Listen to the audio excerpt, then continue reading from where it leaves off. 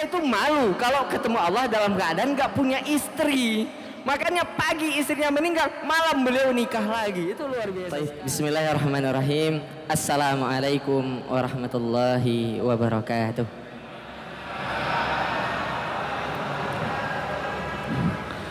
Alhamdulillahilladzi hadana li hadza wa ma kunna linahtadiya laula an hadanallah.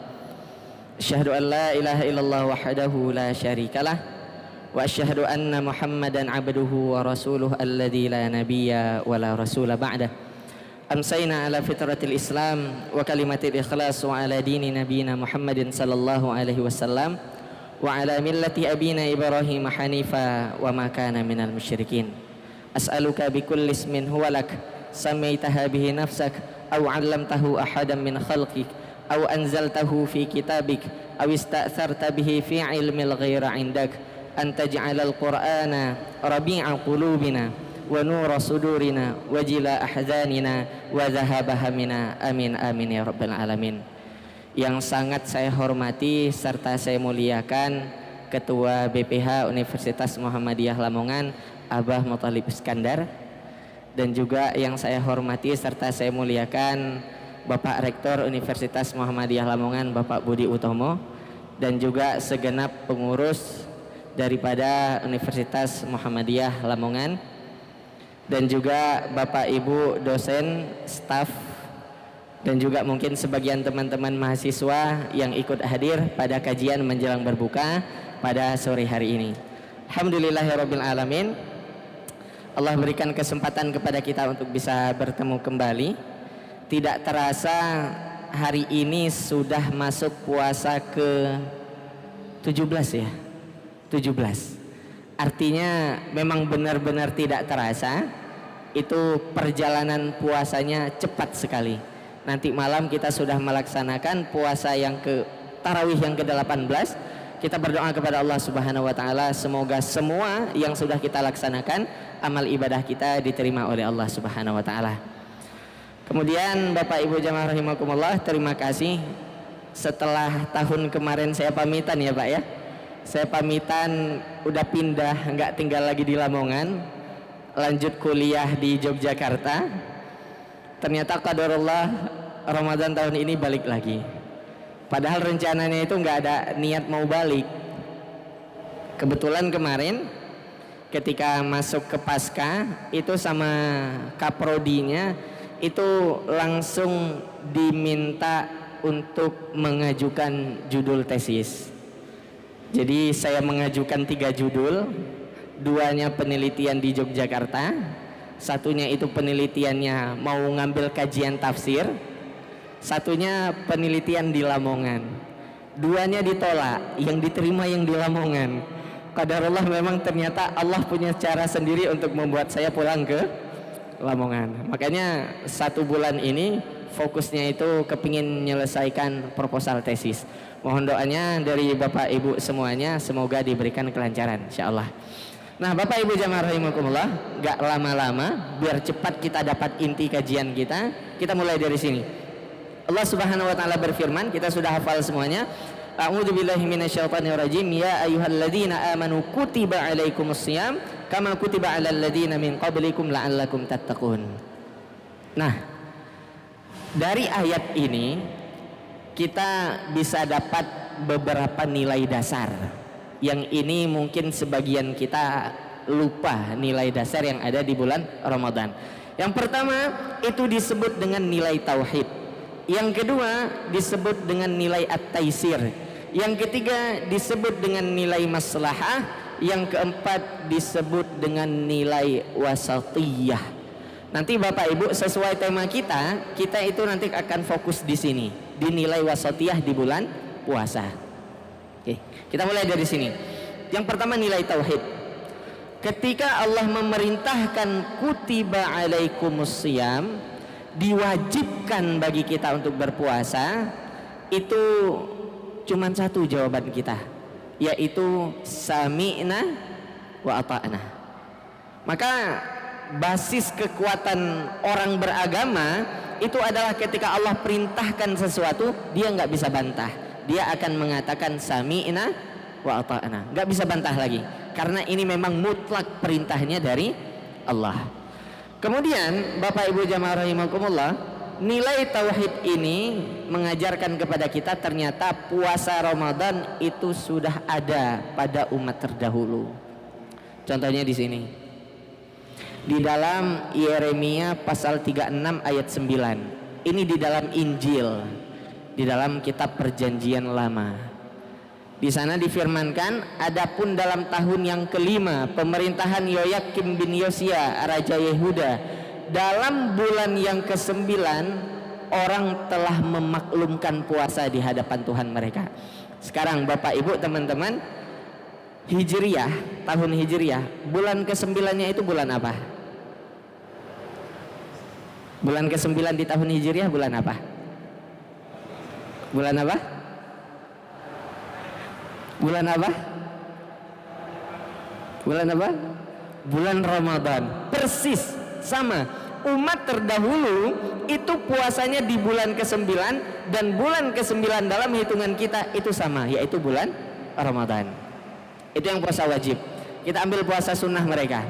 Di dalam Lukas pasal 18 ayat 12. Aku berpuasa 2 kali seminggu. Kalau kita puasa 2 kali seminggu itu puasa apa? Senin Kamis. Makanya Bapak Ibu jamaah rahimakumullah, umat terdahulu, terutama saudara kita yang Nasrani, harusnya mereka bulan ini juga puasa. Kalau seandainya mereka mau berpegang kepada perjanjian mereka di dalam Alkitab. Nah, ini nilai tauhid. Kemudian yang kedua, nilai at-taisir. Setelah Allah wajibkan puasa, ternyata di dalam puasa itu Allah masih menitipkan yang namanya at-taisir, kemudahan. Maka Allah sampaikan, faman kana minkum maridan aw ala safarin fa iddatun min ayyamin ukhar. Kalau ada di antara kita yang sakit, yang dia itu musafir, silahkan, boleh bagi dia untuk meninggalkan puasa. Ini namanya at-taisir. Contoh, Bapak Ibu jamaah rahimakumullah, tahun 2017 awal saya dapat tugas di Lamongan. Itu tugasnya mau balik hijrah, belum tinggal 25 hari selama Ramadan saya di sini. Jadi ketika saya ditugaskan di sini, saya izin ke takmir masjid. Saya bilang, Pak, izin apa Ustadz? Saya bilang, saya kepingin mudik, kepingin pulang ke Aceh. Sudah 4 tahun saya kuliah di Jogja, saya nggak pernah pulang, saya bilang. Jadi saya kepingin pulang ke Aceh. Kemudian takmir bilang, ya udah nggak apa-apa kalau mau pulang. Beliau nanya, mau pulang kapan? Saya bilang, tugas itu 25 hari, tapi kalau diizinkan saya pulang di 20 Ramadan. Akhirnya takmir bilang, ya sudah nggak apa-apa Ustadz, kalau memang mau pulang di 20 Ramadan, pulang saja nggak apa-apa. Akhirnya Bapak Ibu jamaah rahimakumullah, 20 Ramadan saya pulang dari Lamongan ke Yogyakarta, dan dari Yogyakarta terbang ke Bandara Kuala Namu di Medan itu 23 Ramadan. Artinya masih di bulan Ramadan. Dan ini tadi Allah mengatakan, aw ala safarin. Kalau kamu posisinya sebagai seorang musafir, nggak apa-apa membatalkan puasa. Jadi kemarin itu saya agak galau. Pas mau pulang itu mikir, ini saya batalin puasa nggak ya? Kenapa? Karena pembahasan musafir dalam pemahaman fikih kontemporer itu beda. Pertama, kalau musafir jaraknya jauh tempatnya, kemudian perjalanan yang ditempuh pun jauh, dan untuk menempuh perjalanannya itu sangat memberatkan dirinya. Contoh, saya mudik ke Aceh, jauh, perjalanannya jauh, dan ketika pulang saya pulang naik sepeda motor ke Aceh. Itu kan benar-benar berat. Maka di sini semua ulama sepakat boleh bagi saya untuk tidak berpuasa. Itu yang pertama. Yang kedua, saya pulang ke Aceh, jaraknya jauh, tapi di perjalanannya mudah. Saya naik bis, duduk di dalam bis, ya udah tinggal duduk saja, diantar sampai ke Aceh. Perjalanannya 7 hari 7 malam naik bis itu kalau ke Aceh. Mungkin Bapak Ibu mau nyoba pergi ke sana, nggak apa-apa, pergi aja. Itu Rihlah keluarga besar Universitas Muhammadiyah Lamongan, sewa bis main ke Aceh. 7 hari 7 malam itu duduk di bis. Insya Allah pas turun itu lupa cara jalan itu, lumpuh beneran, sakit itu. Nah, posisi seperti ini pun masih diberikan keringanan. Saya boleh milih. Kalau seandainya saya ingin untuk berbuka puasa, boleh. Kasus yang kedua. Kasus yang ketiga, saya pulang ke Aceh, tempatnya jauh, tapi perjalanannya singkat. Saya naik pesawat dari Yogyakarta ke Bandara Kuala Namu Medan, itu durasinya 2,5 jam. Artinya kalau saya mau melanjutkan puasa bisa, nggak capek. Dimana nanti di ayat itu Allah menyampaikan wa antasumu khairul lakum. Kalau kamu mau puasa malah lebih bagus. Tapi Bapak Ibu jamaah rahimakumullah, di sini ulama dua pendapat lagi. Satu, kalau perjalanan kita jauh tapi bisa ditempuh dengan waktu singkat, maka lebih bagus puasa saja. Yang kedua, ulama mengatakan jauh dekat perjalananmu kalau musafir, batalkan puasa. Karena dikuatkan oleh hadis Nabi Sallallahu Alaihi Wasallam, ketika Allah berikan rukhsah maka kita disuruh ambil. Akhirnya saya ngambil yang kedua. Ketika 23 Ramadan pulang dari Jogja ke Aceh, saya nggak puasa. Padahal bangun sahur. Tapi setelah subuh, sebelum ke bandara, saya sarapan dulu. Nyampe ke bandara, lapar lagi. Saya ke kantin, sarapan lagi. Kemudian naik pesawat, nyampe Kuala Namu Medan, lapar lagi, makan siang saya di sana. Nyampe ke rumah, ditanya sama Umi, abang puasa enggak? Enggak, saya bilang. Akhirnya mau nggak mau saya ganti. Nah, inilah yang disebut dengan konsep at-taisir. Allah memang wajibkan puasa, tapi ingat di dalam puasa itu Allah masih berikan kemudahan. Nah, ini nggak usah kita bahas panjang, nanti terlalu lama. Kemudian wa 'alal ladzina yutiqunahu pun Allah berikan kemudahan. Perempuan yang menyusui, perempuan yang hamil, kalau dia nggak mampu berpuasa, silahkan. Kalau seandainya tidak ingin berpuasa. Kemudian Bapak Ibu jamaah rahimakumullah, konsep yang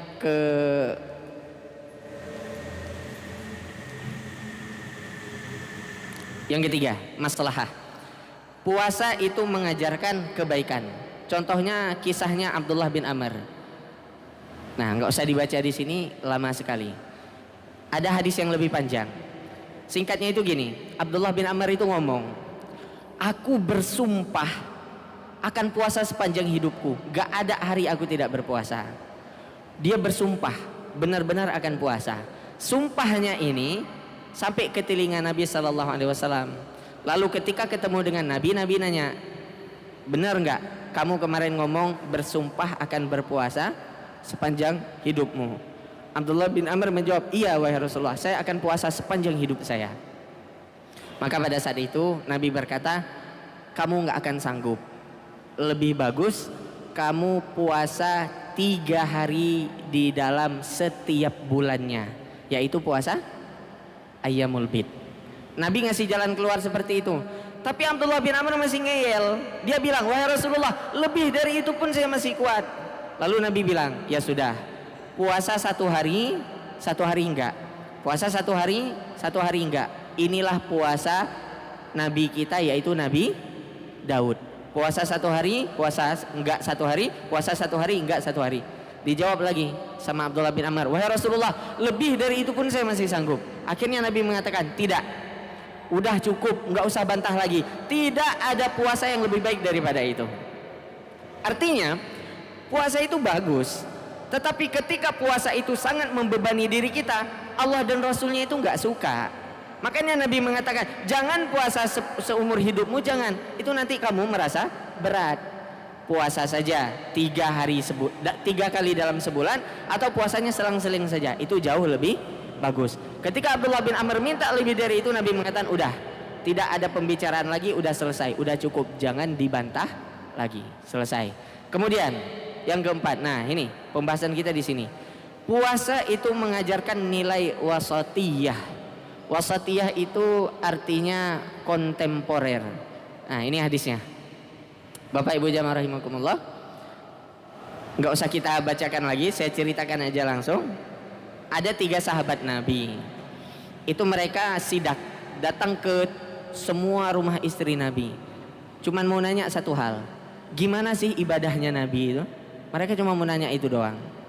Kemudian istri-istri Nabi ngasih tahu amalan Nabi ini dan ini. Sampai terakhir di rumahnya Aisyah. Nanya ke Aisyah, bagaimana amalan Nabi? Ini amalan Nabi. Setelah mereka nanya, mereka di depan rumah Nabi ngobrol 3 orang sahabat ini. Kemudian mereka bilang, ternyata amalan kita dibandingkan amalan Nabi masih jauh, nggak ada apa-apanya. Ini gimana caranya kita supaya bisa ngejar? Akhirnya salah seorang di antara mereka ngomong, aku bersumpah demi Allah, untuk bisa mengejar amal ibadah Nabi, mulai besok aku akan berpuasa seumur hidupku. Tidak ada hari aku tidak berpuasa. Sahabat yang kedua ngomong, kalau kamu puasa seumur hidup, aku juga sama. Bersumpah demi Allah, aku akan sholat malam setiap malamnya dan gak tidur sedetik pun. Gak tidur sedetik pun. Sahabat yang ketiga, kalau kamu puasa, kamu sholat malam, saya bersumpah demi Allah, saya akan fokus beribadah di dalam masjid dan saya tidak akan menikah. Ini kenapa pada ketawa ini Ustaz? Sahabat yang ketiga ngomongnya gitu, saya bersumpah demi Allah, saya kepingin fokus ibadah di masjid dan saya nggak nikah. Kira-kira bapak-bapak bisa nggak Pak melaksanakan ini, nggak nikah Pak? Nggak bisa ya Pak ya? Imam Nawawi ya Pak ya, ini keluar konteks sedikit. Imam Nawawi itu kan nggak nikah. Imam Nawawi itu bener nggak nikah. Ketika Imam Nawawi pernah ditanya sama muridnya, muridnya itu datang, muridnya itu nanya, wahai syekh, wahai guru, kenapa jenengan itu nggak nikah? Apa jawaban Imam Nawawi? Saya tuh bukan nggak mau nikah, tapi bener-bener lupa, bener-bener nggak ingat. Bapak-bapak dulu lupa nggak Pak nikah? Ibu-ibu dulu lupa nggak Bu nikah? Nggak ya? Imam Nawawi itu ketika ditanya, Syekh kenapa antum itu nggak nikah? Beliau bilang, saya itu beneran lupa. Lupanya kenapa? Sibuk nulis kitab, sibuk nulis hadis, sibuk belajar. Akhirnya sampai beliau wafat, beliau nggak nikah. Benar-benar lupa. Itu Imam Nawawi. Sedangkan ada satu imam yang bertolak belakang dengan Imam Nawawi, yaitu Imam Ahmad bin Hambal. Nah ini bagus motivasi untuk bapak-bapak. Imam Ahmad bin Hambal, pagi hari istrinya meninggal, malamnya beliau nikah lagi. Itu heboh semuanya. Sekeliling tempat tinggal beliau heboh. Murid-muridnya datang semuanya. Mereka pada bilang, wahai guru, wahai syekh, malam ini tuh harusnya kita takziah. Kenapa kok malah ada pesta pernikahan? Apa jawaban Imam Ahmad bin Hambal? Jawabannya luar biasa. Saya itu malu. Tadi pagi istri saya meninggal, saya itu malu. Kalau seandainya Allah takdirkan nanti malam saya ikut meninggal, saya malu kalau menghadap Allah dalam keadaan jomblo. Itu luar biasa ya Pak. Ayo dipraktekkan Pak. Ibu-ibu bisa terima nggak Pak? Ini bapak-bapak doanya kenceng gitu, ya Allah. Ini Imam Ahmad. Imam Ahmad itu bertolak belakang sama Imam Nawawi. Saya itu malu kalau ketemu Allah dalam keadaan gak punya istri. Makanya pagi istrinya meninggal, malam beliau nikah lagi. Itu luar biasa sekali. Nah, tiga sahabat ini bersumpah semuanya. Saya bersumpah puasa seumur hidup, saya bersumpah sholat malam dan gak tidur sedetik pun. Bapak Ibu, masjid kita ada sholat tarawih ya? Ada, alhamdulillah. Ada sholat tarawih. Kira-kira durasi sholat kita berapa lama? Sholat tarawih itu setengah jam itu terlalu cepat. Sholat tarawih itu bapak-bapak milih imam yang cepat atau imam yang lama? Yang cepat ya. Kalau bahasanya Kiai Anwar Zahid itu yang kulhu aja ya, yang bacanya kulhu aja. Adik kelas saya di Yogyakarta di Pondok Pesantren Almanar Kulon Progo, namanya Muhammad Nur Fikrudin. Setiap malam Pak, masjid pondok ini punya kebiasaan apa?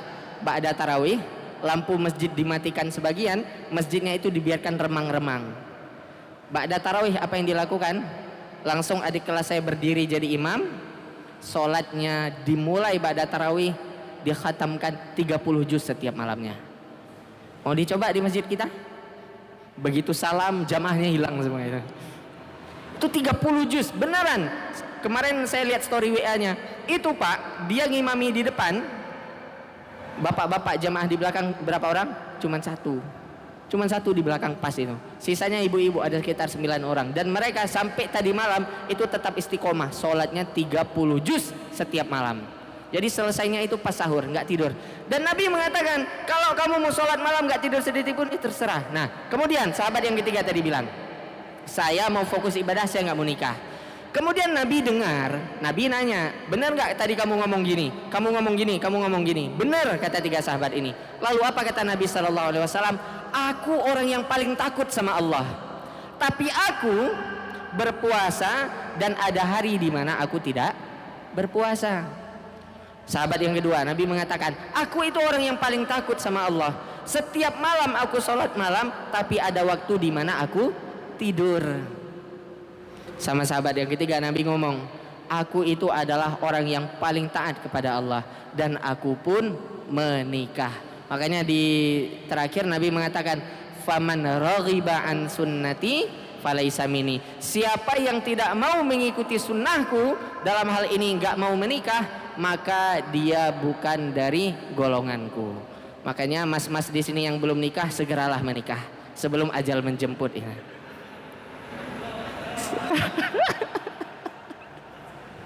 Segeralah menikah.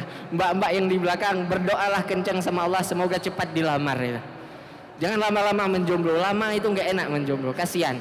Masa iya sahurnya itu dibangunin sama mikrofon masjid? Usahakan tahun depan jangan lagi dibangunin sama mikrofon masjid. Takutnya kalau tahun depan masih jomblo, dibanguninnya itu pakai mercon ya. Makanya yang belum nikah segera menikah. Nah, Bapak Ibu jamaah rahimakumullah, apa pelajaran dari hadis ini? Nabi itu mengajarkan nilai moderat. Nabi di dalam hadis ini ingin menyampaikan seperti ini. Kalian boleh beribadah, tapi jangan cuman fokus sama ibadah saja. Sederhananya dalam paham kita pada saat ini di bulan Ramadan, Nabi itu mengatakan kalian boleh puasa, tapi jangan sibuk cuman puasa saja, kalian nggak mau kerja. Itu yang ingin disampaikan oleh Nabi SAW. Maka di dalam Muhammadiyah pengertian wasatiyah itu ini Islam wasatiyah versi Muhammadiyah di kita, di lingkungan kita. Nah, kita ambil satu, karena kalau mau dijelasin semua panjang.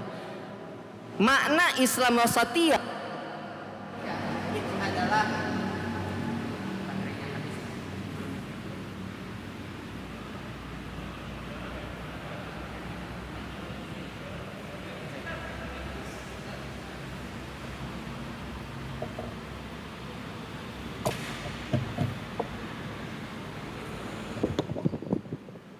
cek. Nah, ini ada 10 karakteristik, kita ambil satu. Makna Islam yang moderat itu adalah Islam yang tawazun. Tawazun itu artinya seimbang. Antara urusan dunia dengan urusan akhirat itu harus seimbang. Maka Bapak Ibu jamaah rahimakumullah, di bulan Ramadan ini ayo jangan terlalu fokus mengikat diri kita dengan ibadah. Bukan berarti nggak baik, tapi takutnya ketika terlalu fokus sama ibadah, urusan mencari nafkah, bekerja, tanggung jawab itu lupa semuanya. Maka di sini kita mulai dari sini. Allah Subhanahu wa taala berfirman, "Wabtaghi fima atakallahu ad-daral akhirah." Cari masalah bekal untuk akhirat, cari. Tapi Allah menggarisbawahi wala tansa nasibaka minad dunya. Urusan dunia itu jangan dilupain. Makanya kalau ada orang yang cuman fokus beribadah sama Allah, Allah dan Rasulnya itu nggak suka, tapi harus diseimbangkan. Maka Bapak Ibu jamaah rahimakumullah, yang harus kita tahu, kerja itu ibadah. Nabi SAW menyampaikan, barang siapa bersusah payah mencari nafkah untuk keluarganya, maka dia serupa dengan orang yang berjihad di jalan Allah. Nabi juga menyampaikan, tidaklah seseorang makan suatu makanan yang lebih baik dari makanan yang ia makan dari hasil kerja tangannya sendiri. Maka Bapak Ibu jamaah rahimakumullah, 24 jam di bulan Ramadan ini coba diatur. Sederhana aja ya, saya ambil contoh, waktunya tinggal 10 menit ini. 24 jam versi Nabi selama bulan Ramadan, kita ambil cepatnya saja. Nabi ba'da subuh itu beliau duduk zikir, tadarus Al-Quran, menyampaikan ilmu kepada para sahabat. Begitu masuk waktu syuruk, beliau akan sholat 2 rakaat, kemudian beliau pulang.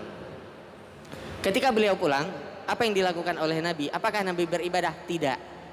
Tapi Nabi sibuk membantu istrinya. Jadi Aisyah itu ceritakan banyak. Nabi itu suka jahit bajunya sendiri, suka nyapu, ngangkatin air, bantu Aisyah masak. Itu suka, Nabi melakukan hal itu. Maka dari sini 24 jam Nabi Sallallahu Alaihi Wasallam di bulan Ramadan kita belajar Nabi itu nggak sibuk dengan ibadah, tapi beliau masih sempat merawat, membantu istri-istrinya di rumah mereka. Istri-istrinya, Nabi kan banyak ya Pak ya istrinya ya. Bapak-bapak istri atau istri-istri ini? Cita-citanya istri-istri atau istri aja? Nggak mau saya dibahas lagi, nanti ribut sama ibu-ibunya yang di belakang ini. Oke. Dari 24 jam Ramadannya Nabi Sallallahu Alaihi Wasallam, beliau masih menyempatkan untuk bisa melaksanakan kerja. Maka kita juga sama, harus bisa menyempatkan diri kita untuk bekerja. Maka Bapak Ibu jamaah rahimakumullah, untuk bisa menumbuhkan etos kerja di dalam Islam, itu kita mulai dari sini. Ini karangan Imam Al-Baihaqi, nama kitabnya itu Syu'abul Iman. Insya Allah Ustaz Khubi punya ini kitabnya ini, Syu'abul Iman, cabang-cabang iman. Lebih kurang ada 77 cabang iman di dalam kitab ini, tebal memang kitabnya itu. Beliau termasuk membahas tentang etika bekerja. Yang pertama beliau sampaikan, kerja itu harus kerja yang halal. Kerja yang halal itu maksudnya, ini saya singkat walaupun nanti ada penjelasannya. Satu, kerja di tempat yang halal, kerja dengan cara yang halal. Karena terkadang kita kerja di tempat yang halal tapi caranya nggak halal. Mohon maaf Bapak Ibu, contoh mau jadi polisi suap dulu. Jadi polisi itu halal, tapi cara dia menjadinya sudah tidak halal. Sehingga sebagian ulama mengatakan, termasuk Ustaz Abdul Somad, Ustaz Abdul Somad mengutip pendapatnya Abu Hanifah. Kata Abu Hanifah, orang yang bekerja dengan cara mendolimi orang lain, seperti tadi contoh, dia mau jadi polisi, orang tes semuanya, orang harusnya lolos, gak lolos karena dia yang bayar suap. Maka orang seperti ini adalah orang yang seumur hidupnya makan harta yang haram. Makanya kita harus perhatikan, kerja di tempat yang halal dengan cara yang halal juga. Insya Allah bapak-bapak di sini cara kerjanya halal, tempatnya juga halal. Insya Allah. Kemudian ini kita lewati. Ini kita lewati juga karena nanti waktunya nggak cukup. Yang kedua, etika bekerja. Kerja itu demi menjaga harga diri supaya kita tidak menjadi beban orang lain, terutama yang laki-laki. Laki-laki itu kalau tidak bekerja itu hilang muruahnya, harga dirinya hilang. Makanya usahakan terutama kita yang laki-laki itu harus bisa mendapatkan kerja untuk menjaga harga diri. Yang ketiga disampaikan, ini dia, bekerja etikanya itu adalah demi menafkahi keluarga. Nabi Sallallahu Alaihi Wasallam menyampaikan, sungguh tidaklah engkau menginfakkan nafkah atau harta dengan tujuan mengharapkan melihat wajah Allah, kecuali kamu akan mendapatkan pahala yang besar, termasuk di dalamnya memberikan nafkah kepada istri. Yang terakhir itu bekerja untuk meringankan beban orang lain. Ini etika kerja yang paling tinggi. Bapak Ibu, kita kerja, penghasilannya banyak, kaya, puncaknya itu adalah bisa bantu orang lain. Makanya nanti di dalam hadis ini Kiai Haji Ahmad Dahlan itu menyampaikan semangat Al-Ma'un itu adalah bagaimana orang yang kaya itu mau senang membantu orang lain. Makanya kita kalau kerjanya itu menghasilkan banyak, insya Allah bisa membantu orang lain. Nah, di sini dia terakhir. Bagaimana menumbuhkan etos kerja seorang muslim? Pertama, harus dipahami kerja itu adalah ibadah. Kalau kita paham kerja adalah ibadah, maka kita akan memposisikan kerja itu seperti puasa, seperti sholat, seperti zakat, seperti haji, seperti infak, seperti membantu orang lain. Sehingga di dalam bekerja tidak ada yang namanya main-main. Ada orang sholat itu main-main? Gak ada. Ada orang itu ketika berangkat haji, orang tawaf dia malah sprint gitu. Gak ada. Pasti benar-benar dilaksanakan dengan baik. Dan seorang muslim yang paham hakikat pekerjaan itu adalah ibadah, maka dia akan mengerjakan kerjanya itu dengan khusyuk, dengan baik, gak akan aneh-aneh. Yang kedua, kerja itu amanah. Ketika Allah berikan kesempatan, Bapak Ibu, Allah berikan kepercayaan untuk mendapatkan satu pekerjaan, itu amanah. Dan termasuk tanda orang munafik adalah orang yang tidak bisa menjaga amanahnya. Kemudian kerja itu adalah panggilan. Yang keempat, kerja itu adalah aktualisasi. Contoh, Bapak Ibu umpamanya yang di Universitas Muhammadiyah Lamongan, alumni ilmu kesehatan, ditarik ke sini menjadi dosen di ilmu kesehatan. Kenapa? Karena aktualisasi diri. Saya loh alumni keperawatan, saya alumni farmasi, saya balik ke Umla untuk apa? Ngajar. Itu aktualisasi. Jadi ilmu yang kita sudah dapatkan itu kita nyatakan, langsung kita realkan, ngajar kepada mahasiswa yang membutuhkan. Kemudian kerja itu adalah rahmat. Ini bentuk kasih sayang Allah. Makanya di antara sekian banyak orang manusia yang Allah izinkan diberikan pekerjaan itu kita, itu bentuk kasih sayang Allah. Coba lihat di luar sana, masih banyak orang yang nganggur. Apa alasan kita kerja dalam keadaan malas-malasan? Padahal rahmat kasih sayang Allah sudah diberikan kepada kita, tapi kita masih malas-malasan. Pas diajak rapat izin, pas diajak ngajar izin, semuanya izin. Ini sangat berbahaya. Kemudian kerja itu adalah pelayanan. Nah ini Bapak Ibu semuanya kita bekerja, apalagi Bapak Ibu sivitas akademik di kampus. Siapa yang dilayani? Mahasiswanya. Kita meyakini atau tidak, terima atau tidak, kita sebagai dosen itu kan artinya sebagai pembantu. Yang kita layani siapa? Mahasiswanya. Mahasiswa segala kebutuhannya harus disiapkan oleh pihak kampus. Maka di sini benar-benar ada tanggung jawab yang besar. Kemudian kerja itu adalah kehormatan. Bagaimana orang yang kerjanya semakin baik, maka dia akan semakin dihormati oleh orang lain. Kerja itu adalah seni. Apapun kepintaran kita itu bisa diperlihatkan langsung ketika kita bekerja. Dan yang terakhir, Bapak Ibu jamaah rahimakumullah, kerja itu adalah tanggung jawab. Kalau kita bekerja dan kita tidak bertanggung jawab dengan pekerjaan kita, ini di akhirat berat. Karena masalah pekerjaan ini nanti di akhirat ditanya sama Allah. Tidak akan bergeser kaki seorang anak Adam sampai ditanya, salah satunya adalah dia dapat harta dari mana dan dikemanakan. Kalau bahasa kita sekarang adalah kerjanya di mana, hasil pekerjaannya dikemanakan. Ini adalah tanggung jawab. Maka Bapak Ibu jamaah rahimakumullah, singkatnya adalah 2 menit lagi supaya kita ada waktu untuk persiapan menjelang berbuka, dapat keutamaannya. Puasa itu mengajarkan banyak amal ibadah. Tapi kalau cuman fokus kepada ibadah saja, Allah pun tidak suka. Sebaliknya, kita fokus ibadah, tidak melupakan kerja, kerja dengan berkualitas, kerja dengan baik, kerja dengan tanggung jawab, kerja dengan amanah dan lain sebagainya. Ini pun dinilai ibadah oleh Allah Subhanahu wa taala. Tinggal kitanya kerjanya itu seperti apa.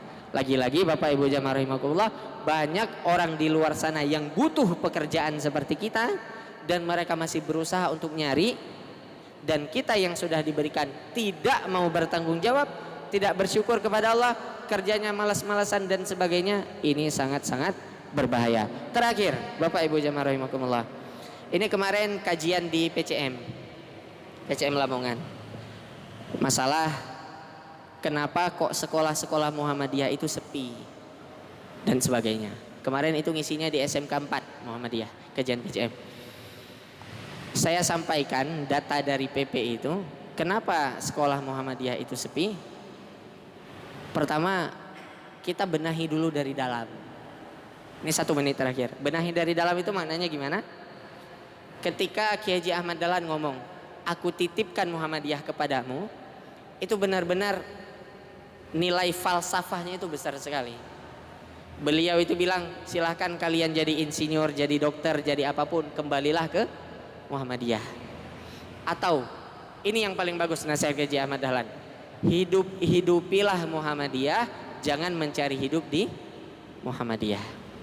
Kemarin saya sampaikan kenapa Muhammadiyah itu lemah sekolahnya, tapi insya Allah kampus kita enggak ya Pak ya. Umla itu termasuk yang paling banyak mahasiswanya itu. Kenapa sekolah Muhammadiyah itu lemah, sedikit dan sebagainya? Karena ini kita ambil internalnya saja.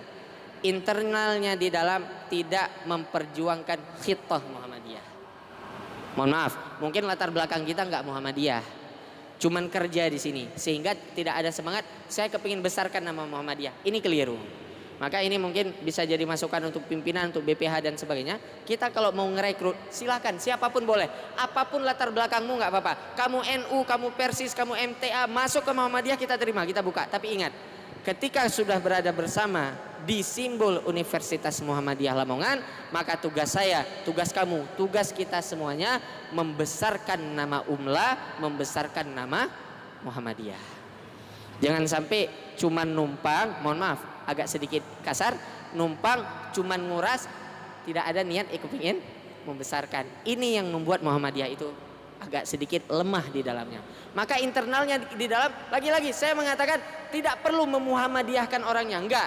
Tapi ingat, ketika engkau sudah masuk di circle Muhammadiyah, masuk di circle UMLA, maka tugas kita adalah membesarkan UMLA, membesarkan Muhammadiyah. Ini etos kerja terbaik bagi warga Muhammadiyah. Bapak Ibu jamaah rahimakumullah, demikian yang bisa saya sampaikan. Semoga bisa menjadi tambahan wawasan dan menjadi bahan renungan bagi kita semuanya.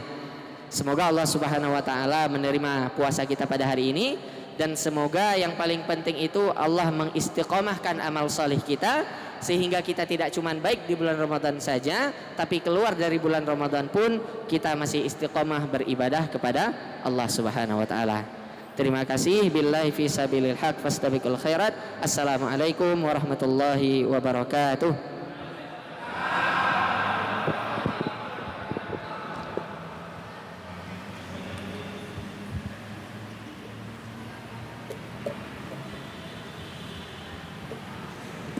Terima kasih disampaikan pada Ustadz Fajar Al-Mahmudi SPDI yang dapat kami simpulkan dalam kajian kali ini, yaitu hidup bila Muhammadiyah, tapi jangan mencari hidup di Muhammadiyah.